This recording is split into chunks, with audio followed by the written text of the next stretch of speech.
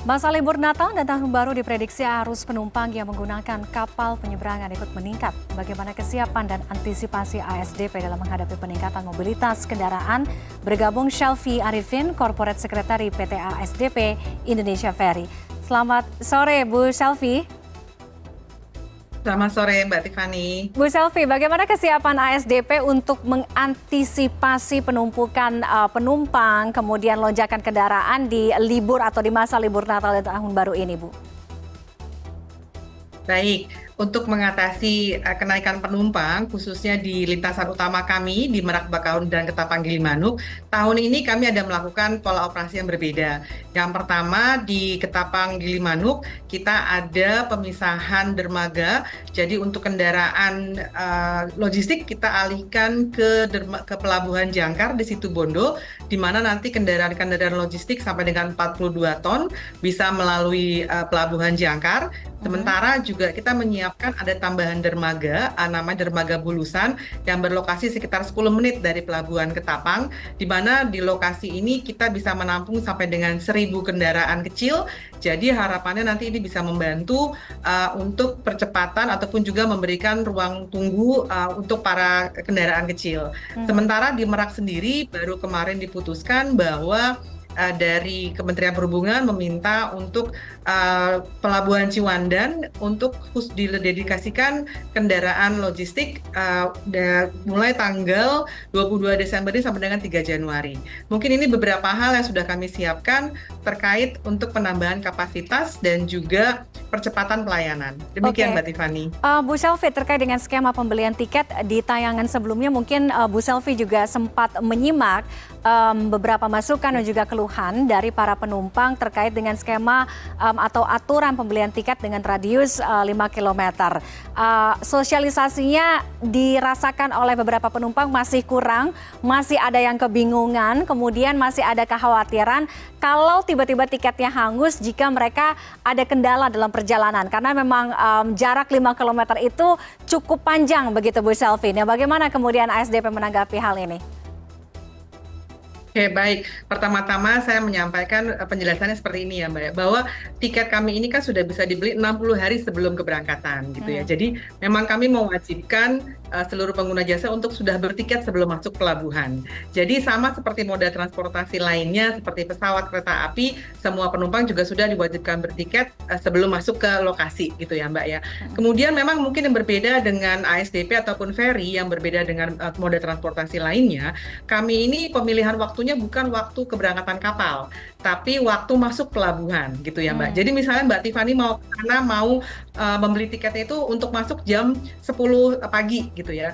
Nah biasanya Mbak Tiffany itu ketika jam 8, 2 jam sebelum pukul 10 itu sudah bisa masuk pelabuhan sampai dengan nanti 1 jam setelahnya. Jadi kalau para pengguna jasa membaca tiketnya, di tiket itu ada waktu masuk pelabuhannya Mbak gitu. Jadi biasanya 2 jam sebelum sampai dengan 1 jam sesudah. Jadi sebenarnya punya cukup waktu yang cukup leluasa untuk pengguna jasa mengatur waktu kedatangan di pelabuhan. Nah kemudian juga kalau misalnya Mbak Tiffany tadi membeli tiket untuk masuk pelabuhan jam 10, tapi Mbak Tiffany jam 8 sudah sampai di pelabuhan, sudah bisa menukar tiket, pada saat jam 8 ada kapal, bisa langsung berangkat. Jadi tidak perlu menunggu pukul 10, begitu Mbak. Tapi kalau memang tadi mungkin agak terlambat dari jam 10, kita masih ada waktu. Jadi tolong perhatikan di tiketnya itu ada keterangannya jam waktu masuk pelabuhan dari jam berapa sampai dengan jam berapa. Seperti itu Mbak. Dan jadi kalau radius pembatasan itu kan sebenarnya dalam radius misalnya kalau di Merak itu sampai dengan 4 km. Jadi artinya dari pelabuhan sampai dengan 4 km keluar itu tidak bisa membeli tiket. Karena apa? Karena memang kami kan juga kalau Mbak Tiffany mungkin ingat tahun lalu kami juga banyak mendapatkan masukan. Tadi juga di tayangan sebelumnya kan dibilang ada calo gitu. Nah kami sebenarnya terus menghimbau pada para pengguna jasa untuk membeli tiket secara mandiri atau dengan mitra resmi kami gitu ya. Jadi kalau misalnya mungkin tadi khawatir agak jauh, mungkin kalau memang pada saat bukan puncak gitu ya, kalau memang tiketnya masih ada, sebenarnya kan bisa dibeli di rest area terdekat gitu ya Mbak ya, tapi di luar 4 km tersebut. Demikian Mbak. Jadi para pengguna jasa sekali lagi harus lebih memperhatikan terkait dengan persiapan dan juga pengaturan waktu keberangkatan itu tadi ya Bu Selvi ya. Baik Bu Selvi, terkait dengan fasilitas pelabuhan, apakah di libur Natal dan Tahun Baru ini akan ada penambahan kapasitas dan juga fasilitas? Baik, kalau fasilitas tadi di awal saya sudah sampaikan, khusus untuk dermaga, kami menyiapkan ada dermaga tambahan di dermaga Blusa untuk Ketapang karena diharapkan diprediksi untuk libur Natal dan Tahun Baru ini, khususnya nanti menjelang Tahun Baru, memang di Ketapang ini akan banyak terjadi peningkatan yang cukup signifikan, Mbak, karena mungkin banyak orang yang ingin bertahun baru di Bali gitu ya.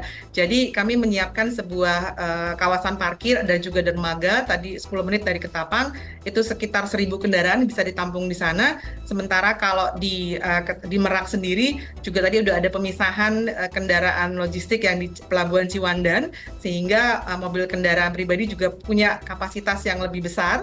Sementara kalau untuk fasilitas untuk pejalan kaki misalnya, kita ada kemarin baru saja kami merehabilitasi ruang tunggu untuk penumpang pejalan kaki, juga ada akses bridge sehingga bisa menghubungkan dari terminal bis langsung ke nanti ke gangway untuk bisa langsung naik ke atas kapal dengan lebih nyaman. Demikian Mbak Tiffany. Bu Selvi, belajar dari tahun-tahun sebelumnya, di akhir tahun itu biasanya kita selalu dihadapkan dengan cuaca buruk. Nah, bagaimana antisipasi di jalur penyeberangan kali ini atau di tahun ini jika memang cuaca buruk juga masih akan melanda di sejumlah titik? Baik, cuaca buruk memang menjadi perhatian kami, Mbak, dan kami saat ini sudah berkoordinasi dengan pihak BMKG karena memang mereka yang akan memberitahukan heads up atas kondisi cuaca di lapangan. Nah, juga selain dari BMKG yang memberitahukan kondisi cuaca, kami juga berkoordinasi dengan pihak BPTD ataupun juga KSOP yang memang merupakan otorita dari pelabuhan gitu. Otorita pelabuhan nanti biasanya mereka yang akan memberitahukan bahwa memang ini kurang aman untuk berlayar ataupun cukup aman untuk berlayar. Namun kami biasanya kalau pada saat cuaca yang kurang baik, maka kapal mungkin ada agak kesulitan untuk bersandar. Nah, kami dari pihak penyelenggara pelabuhan, kami akan menyediakan tugboat nanti untuk membantu kapal bersandar lebih cepat, seperti itu, Mbak. Oke, baik. Mudah-mudahan di masa libur Natal dan Tahun Baru ini di jalur penyeberangan semuanya bisa aman terkendali ya. Terima kasih Bu Selvi Arifin, Corporate Secretary PT ASDP Indonesia Ferry sudah bergabung dengan CNN Indonesia sore hari ini. Selamat sore. Terima kasih.